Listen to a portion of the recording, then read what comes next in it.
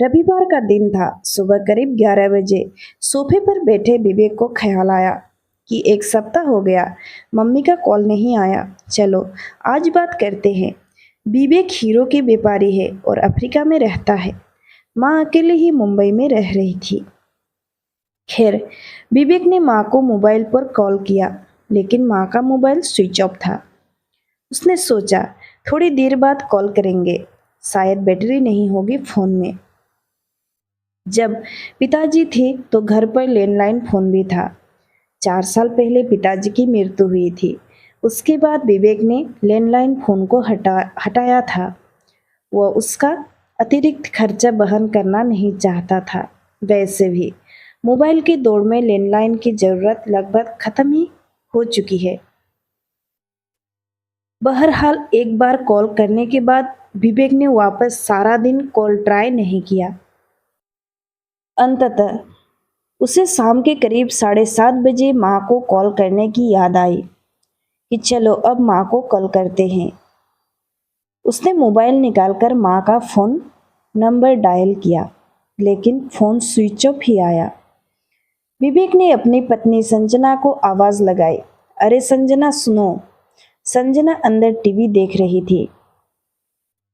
TV programme को बीच में छोड़कर आई और बोले, हाँ बोलो विवेक, क्या चाहिए? विवेक ने पूछा, माँ से बात हुई थी क्या?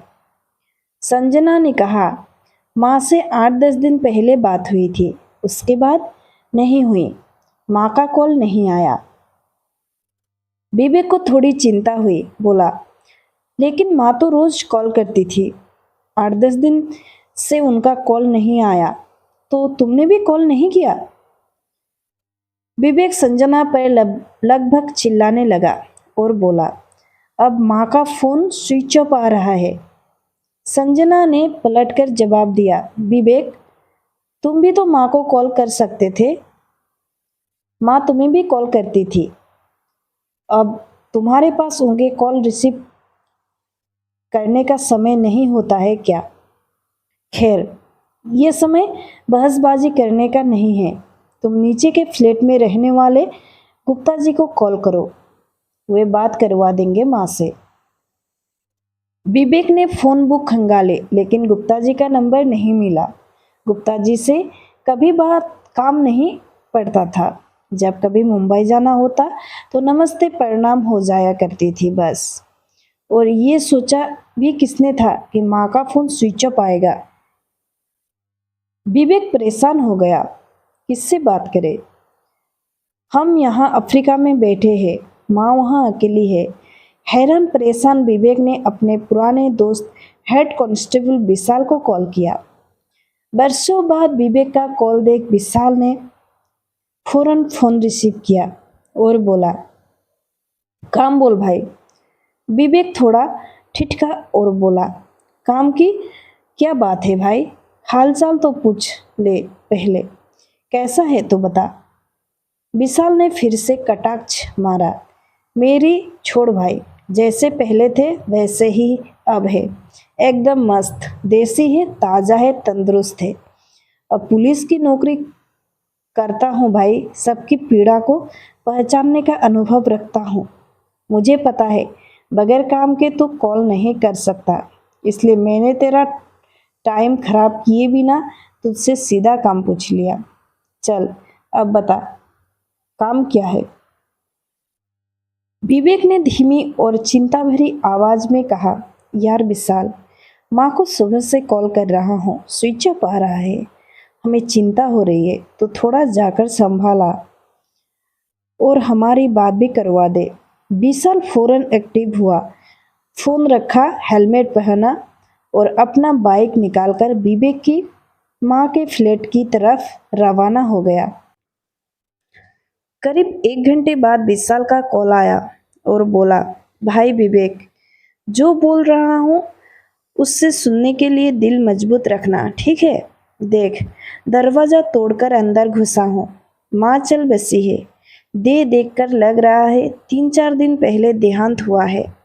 टेबल पर कुछ दवाइयाँ पड़ी है। दवाइयाँ कैंसर ट्रीटमेंट की है। एक रिपोर्ट भी रखी है जो कैंसर लास्ट स्टेज का है, जिस पर 15 दिन पहले की तारीख है, और खत भी रखा है टेबल पर जो तुम्हारे नाम है। इसमें लिखा है कि पिछले कुछ दिनों से तबीयत ठीक नहीं थी। डॉक्टर को दिखाया तो जांच कराने का परामर्श दिया। जांच करवाई। जांच में कैंसर लास्ट स्टेज बताया। अब मैं बुढ़ी औरत किसे परेशान करती।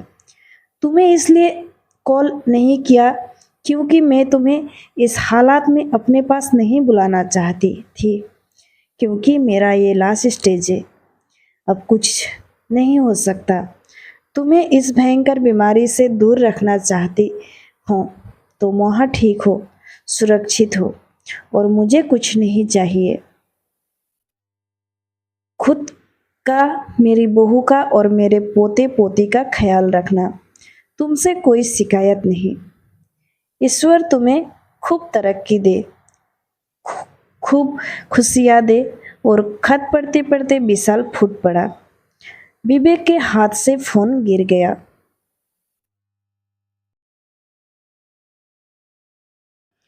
दोस्तों, मुझे लगता है बचपन में हमें अपने माता पिता जिस तरह अकेले छोड़ने से घबराते हैं, कभी अकेलापन महसूस होने नहीं देते हैं, ठीक उसी तरह हमें भी उनके बुढ़ापे में उनको अपने साथ रखना चाहिए। सिर्फ कॉल करना काफ़ी नहीं होता है। दोस्तों, इस कहानी को लेकर आपकी क्या राय है, कमेंट सेक्शन में ज़रूर बताइएगा। अगर कहानी अच्छी लगी हो तो वीडियो को एक लाइक, शेयर और चैनल को सब्सक्राइब कीजिएगा। वीडियो में बने रहने के लिए तहे दिल से धन्यवाद।